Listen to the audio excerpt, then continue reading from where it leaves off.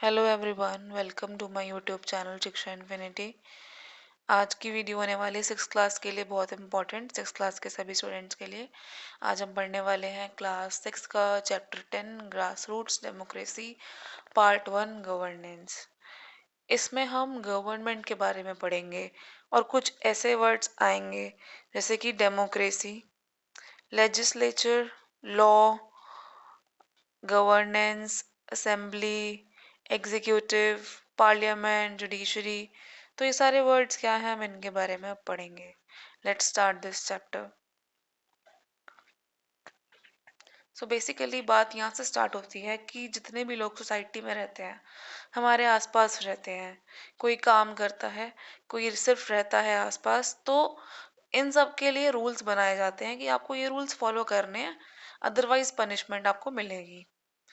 तो बात यह है कि रूल्स बनाता कौन है। सोसाइटी में रहने के लिए रूल्स बनाता कौन है। हम स्कूल जाते हैं, स्कूल में भी रूल्स होते हैं, यूनिफॉर्म पहन के जाना है, टाइम पे आना है, ठीक है, इस टाइम से लेट नहीं होना। तो ये रूल्स तो चलो स्कूल वाले बनाते हैं, लेकिन हमारी जो इंडिया में हमारे जो रहन सहन है, हम जहाँ रहते हैं वहाँ के आसपास के रूल्स कौन बनाता है, ठीक है।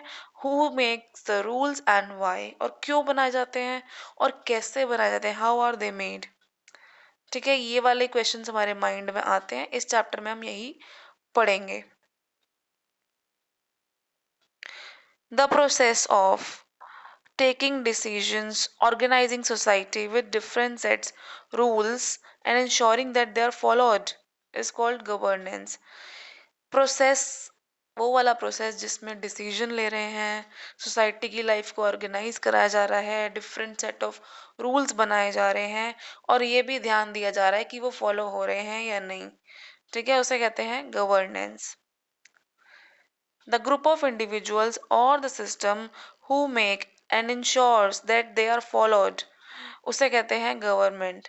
वो वाले लोग जो देख रहे हैं कि ये फॉलो कर रहे हैं या नहीं कर रहे, ठीक है, रूल्स बना रहे हैं, उसे कहते हैं गवर्नमेंट, ठीक है। और बहुत इंपॉर्टेंट रूल्स बनाना, बहुत इंपॉर्टेंट रूल्स होते हैं, वो होते हैं लॉज, ठीक है। जैसे कि आपको इलीगल काम नहीं करना, किसी को मारना नहीं है, दैट इज लॉ, ठीक है। ये बहुत इंपॉर्टेंट है कि आप इसको नहीं कर सकते, ये बिल्कुल ही स्ट्रिक्टनेस वाले लेवल पे है।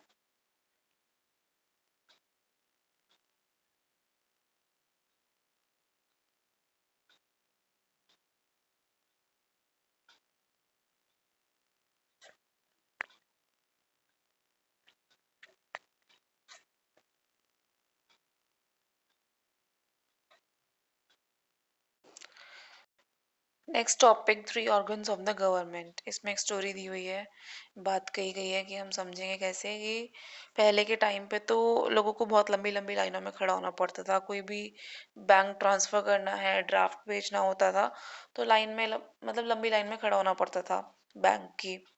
अब क्या हो गया, अब सब कुछ ऑनलाइन ट्रांजेक्शन्स हो गई हैं, आप किसी को भी कहीं भी बैठे हुए इंस्टेंटली मनी भेज सकते हो। पहले के टाइम पे क्या था कि चोर भी फिजिकली मतलब बाहर आते थे, छीन के भागते थे या फिर घर से चोरी करते थे। अब क्या हो गया, चोर भी ऑनलाइन बैठे हैं, वो भी ऑनलाइन फ्रॉड करके आपके सारे पैसे निकाल लेते हैं। तो इस चक्कर में आप क्या करते हो, आप कहीं जगह जाके कंप्लेंट करते हो, फिर आपकी कंप्लेंट सुनी जाती है, ऐसे लिखा जाता है, उस पर काम किया जाता है, उसके बाद ऑर्डर मतलब माना जाता है, फैसला लिया जाता है। तो इस एग्जाम्पल से हम 3 ऑर्गन के बारे में पढ़ेंगे। First is legislature. Legislature is the organ that makes new laws. ये नए लॉज बनाती है, कभी कभार तो ये अपडेट करती है या फिर रिमूव करती है पुराने लॉज को या एग्जिस्टिंग लॉज को, ठीक है। This is done by an assembly of representative of people.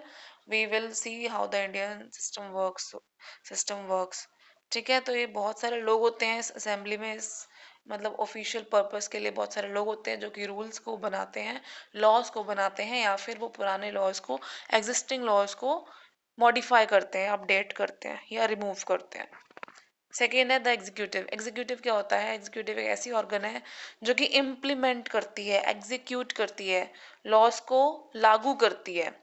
This includes the head of the state who may be a president. इसमें कौन हो सकता है, रूल्स लगाने वाला, इम्प्लीमेंट करने वाला, prime minister, chief minister, president, कोई भी मिनिस्टर हो सकते हैं, ठीक है। तो एग्जीक्यूटिव कौन होती है?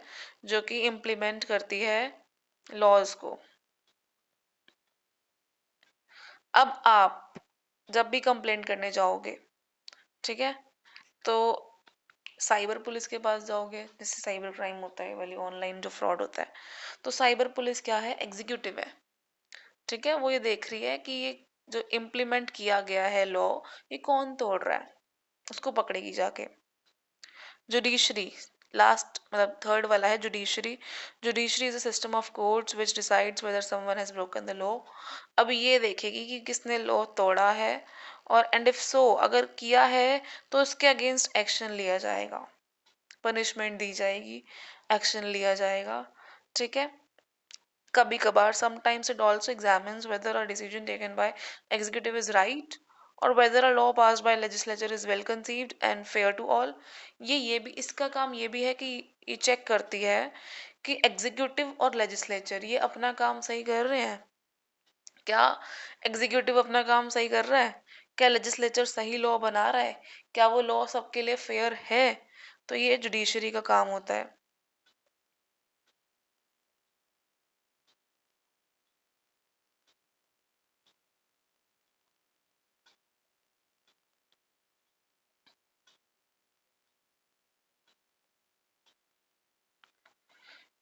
अब in a good system of governance these three organs must be kept separate। अब गवर्नेंस के सिस्टम में इन तीनों को सेपरेट रखना चाहिए, ठीक है। इसी सेपरेशन को कहा जाता है सेपरेशन ऑफ पावर्स। इनका काम एक साथ करने का है, though they interact with each other and work together, but ये तीनों पावर्स को अलग अलग रखना चाहिए। क्यों? It is intended to provide a system of checks and balance, ताकि पूरे गवर्नमेंट के सिस्टम में बैलेंस रहे और चेकिंग होती रहे कि सब काम सही कर रहे हैं। This means that each organ of the government can check what other is doing and restore balance if one organ is acting beyond its expected role।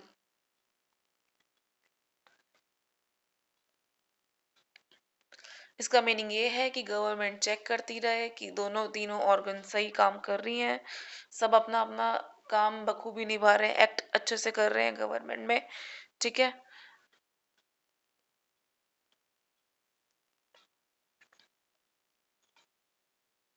इसीलिए इन तीनों का अलग अलग होना जरूरी है। Three levels of government.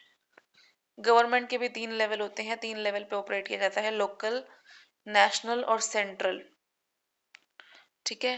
In many countries including in India it functions at three level, that is state, local and national। each level deals with different matter, तीनों का अलग अलग काम है, different different matters पे ये लोग प्रॉब्लम को सॉल्व करते हैं। अब इसमें एक एग्जांपल दिया हुआ है कि आपके घर में बल्ब है, अगर वो काम नहीं कर रहा, if a bulb in your home is not lightning up, you will first check the bulb. आप पहले बल्ब चेक करोगे, फिर स्विच चेक करोगे, फिर फ्यूज चेक करोगे। अगर वो भी काम नहीं कर रहे हैं तब आप जाके इलेक्ट्रिशियन को बुलाओगे, है ना, ठीक है। If it is found that the problem is not with in your home, अगर ये आपके घर की प्रॉब्लम नहीं है, बाहर से प्रॉब्लम है, तो आप इलेक्ट्रिसिटी बोर्ड पे जाओगे, इलेक्ट्रिसिटी, और वहां जाके कंप्लेंट फाइल करोगे, ठीक है। ऐसा तो नहीं है कि बल्ब नहीं चल रहा सीधा आप इलेक्ट्रिसिटी बोर्ड चले गए कि हमारे घर का एक बल्ब नहीं चल रहा। पहले आप खुद चेक करोगे, छोटे लेवल पे आप चेक करोगे, उसके बाद आप फ्यूज देखोगे, स्विच देखोगे, फिर आप देखोगे घर में कोई प्रॉब्लम तो नहीं है, फिर घर में भी नहीं है तो आप बाहर जाओगे। तो ये तीन लेवल है कि आप इस तरह से अपना काम सॉर्ट कर रहे हो। ऐसे ही गवर्नमेंट के भी तीन लेवल होते हैं, गवर्नमेंट चलाने के भी तीन लेवल होते हैं। लोकल गवर्नमेंट जो कि टाउन और विलेज लेवल पे काम करती है, स्टेट गवर्नमेंट जो स्टेट लेवल पे काम करती है, सेंट्रल गवर्नमेंट जो नेशनल लेवल पर काम करती है।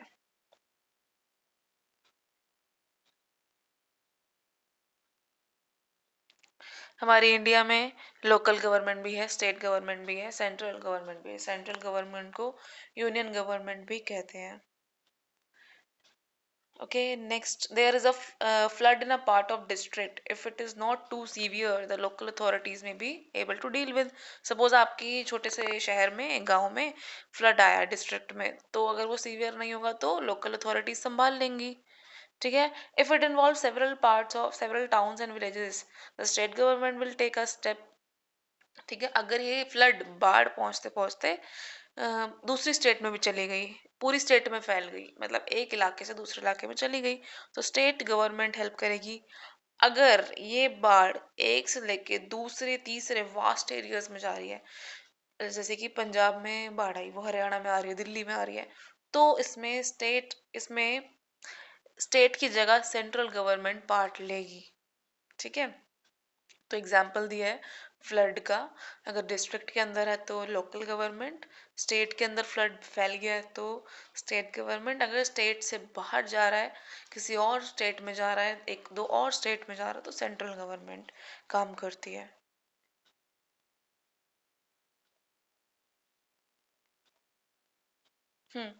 डू नॉट मिस आउट में दिया हुआ है कि हम बहुत सारे इंस्टीट्यूशंस हैं जिनका मोटो है, पुराने टेक्स्ट से लिया गया, एंशियंट टेक्स्ट से. गवर्नमेंट ऑफ इंडिया का मोटो ये है, सत्यमेव जयते,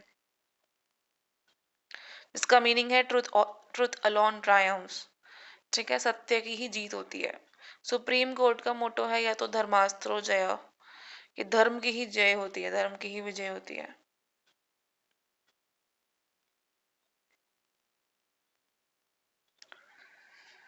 अब आपको ये दिया हुआ है, जुडिशरी का वर्क दिया, लेजिस्लेचर का वर्क दिया है, एग्जीक्यूटिव का वर्क दिया है, और इनके फंक्शंस एंड रिस्पॉन्सिबिलिटीज बताई गई हैं. आपको बताया गया ऑल इंडिया पे जुडिशरी का नाम है supreme court of India.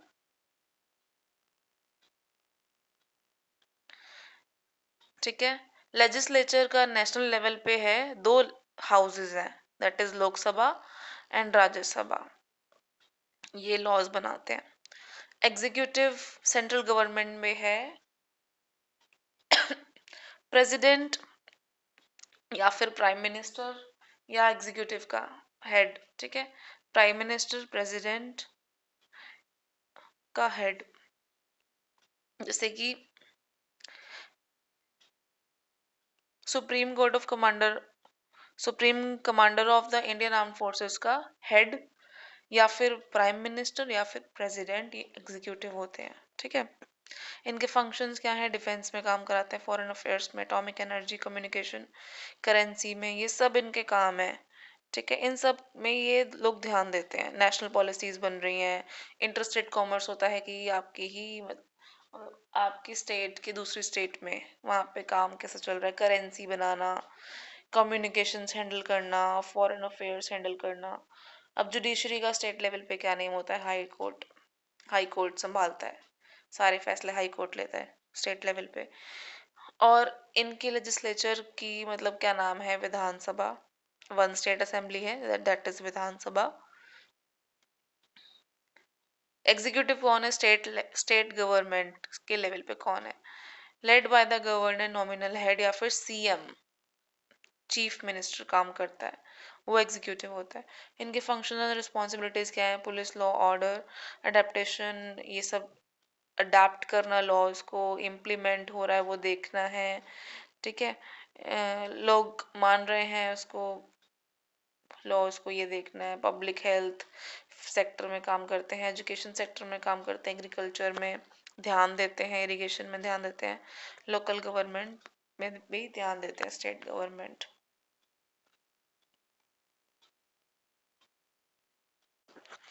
Next topic है डॉक्टर एपीजे अब्दुल कलाम का. ये एक हम्बल फैमिली में बॉर्न हुए थे, रामेश्वरम में, तमिलनाडु में बॉर्न हुए थे 1931 में. ये एक बहुत जाने माने साइंटिस्ट है. इनका निकनेम क्या था? Missile man of India. ठीक है. इंडिया के स्पेस प्रोग्राम में, मिसाइल प्रोग्राम में, न्यूक्लियर कैपेबिलिटीज में बहुत इनका हाथ रहा है. इनको 11th प्रेसिडेंट भी बनाया गया इंडिया का, जो कि 2002 से लेके 2007 तक ये रहे थे. इनका स्टेटस तो हाई था, अच्छा खासा था, बट ये डीपली कनेक्टेड थे लोगों के साथ. ऐसा नहीं था कि रिच पीपल के साथ ही थे, यंगस्टर्स के साथ ज़्यादा थे, यूथ के साथ ज़्यादा थे. ठीक है, वो इनोवेशन थे, इंस्पायर करते थे, एजुकेशन मतलब गुड एजुकेशन को लेके बहुत ही मोटिवेशनल थॉट्स का उन्होंने। हालांकि वो प्रेसिडेंट रह चुके थे, मतलब प्रेसिडेंट थे, तब भी उन्होंने मतलब उनका जो इम्पैक्ट था वो बहुत अच्छा रहा था लोगों पे। ऐसा नहीं था कि प्रेसिडेंट सब डरते थे, बात नहीं करते थे। तो उन्होंने बहुत अच्छा रोल निभाया और उनका इम्पैक्ट पड़ा, बहुत सारी लाइफ्स पे इम्पैक्ट पड़ा। उन्होंने बहुत सारे थॉट्स दिए हैं, look at the sky, we are not alone, ठीक है, the whole universe is friendly to us. उन्होंने ये सब बोला कि पूरा यूनिवर्स हमारा फ्रेंड है, हम अकेले नहीं हैं। To succeed in your life में, to succeed in your mission you must have single minded devotion. अगर आपको कोई भी सक्सेस लानी है, मिशन है कोई भी कंप्लीट करना है, तो आपका सिंगल माइंड होना चाहिए, इधर उधर ध्यान नहीं जाना चाहिए। If you fail never give up. उन्होंने फेल की भी एक फुल फॉर्म दी थी, first attempt in learning, and is not the end. And and नहीं है, ठीक है। एंड ई एन डी की दी थी, एफर्ट नेवर डाइज, ठीक है। फेल की दी थी, first attempt in the learning. अब अगर कभी आप फेल होते हो तो उसकी ये याद रखना, फर्स्ट अटेम्प्ट इन लर्निंग, आप फेल नहीं हो रहे हो, आप लर्निंग में आपका पहला अटेम्प्ट है। ई एन डी की, एंड नहीं करना, एफर्ट नेवर डाइज, नो नहीं कहना, क्योंकि no means never opportunity, next opportunity. Next, dream is not which you see while sleeping, if it is something that does not let you sleep. Dream ये नहीं होता कि आपको क्या कहते हैं सोते हुए आए, ड्रीम होता है कि आपको सोने ना दे, आप उस काम में इतने लग जाओ। लास्ट थॉट क्या है, if four things are followed, have a great aim, acquiring knowledge, hard work, perseverance, तो आप कुछ भी अचीव कर सकते हो। अगर आपने हार्ड वर्क, आपके अंदर एम है, हार्ड वर्क करने की कैपेबिलिटी है, नॉलेज है आपके पास, तो आप कुछ भी अचीव कर सकते हो।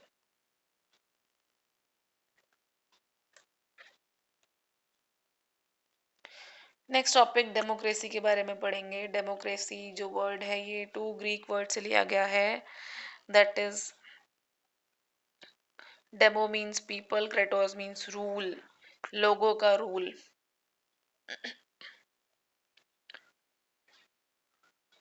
क्या सारे लोग रूल कर सकते हैं? नो, नॉट पॉसिबल, ठीक है। इसलिए इनके लिए क्या बनाया गया है कि जो 18+ होंगे ना, वो वोट डालेंगे, ये रूल बनाया गया है, ठीक है। अब एक एग्जाम्पल दिया गया है, सपोज आपकी क्लास में कोई भी प्रॉब्लम है, आपको पिकनिक पे जाना है, आपकी क्लास में इंफ्रास्ट्रक्चर में कोई प्रॉब्लम है या कोई झगड़ा हो गया है, तो प्रिंसिपल के पास जाना है। क्या आप सारे बच्चे प्रिंसिपल के पास चले जाओगे? No, it is not possible, अच्छा भी नहीं लगेगा, ठीक है। तो क्या होता है कि हम एक क्लास मॉनिटर को भेजते हैं, क्लास को रिप्रेजेंटेटिव होता है उसको भेजते हैं, कि वो सबकी बात जाके एक पर्सन जाके बोलता है। ऐसा ही डेमोक्रेसी में होता है, हम सब लोग वोट तो करते हैं, लेकिन रूल कौन करता है? सिर्फ वन पर्सन। ऐसा ही प्रिंसिपल स्टेट और नेशनल लेवल पर होता है। Through elections people vote for the representatives, ठीक है। और लोग वोट करते हैं कि आप खुद तो रूल कर नहीं पाओगे, पूरी इतनी बड़ी स्टेट है इंडिया, मतलब दिल्ली है, इतनी बड़ी स्टेट है, सब लोग मिलकर रूल करने लग गए तो बहुत लड़ाइयाँ हो जाएगी, पहली बात तो यही है।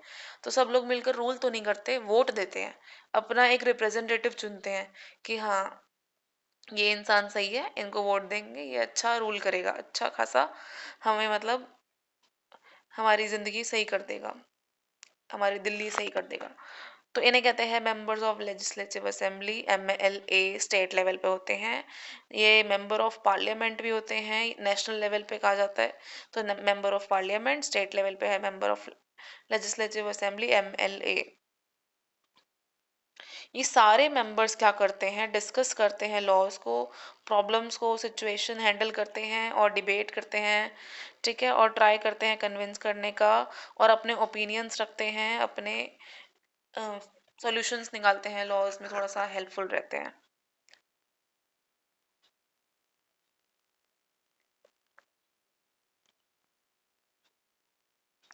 Like any modern democracy therefore India भी एक रिप्रेजेंटेटिव डेमोक्रेसी है, मॉडर्न डेमोक्रेसी की तरह इंडिया भी रिप्रेजेंटेटिव डेमोक्रेसी है। यहाँ पर भी एक पर्सन को सिलेक्ट किया जाता है, उसको वोट दिया जाता है और वो सिलेक्ट होके प्राइम मिनिस्टर, प्रेसिडेंट, MLA बनता है, ठीक है।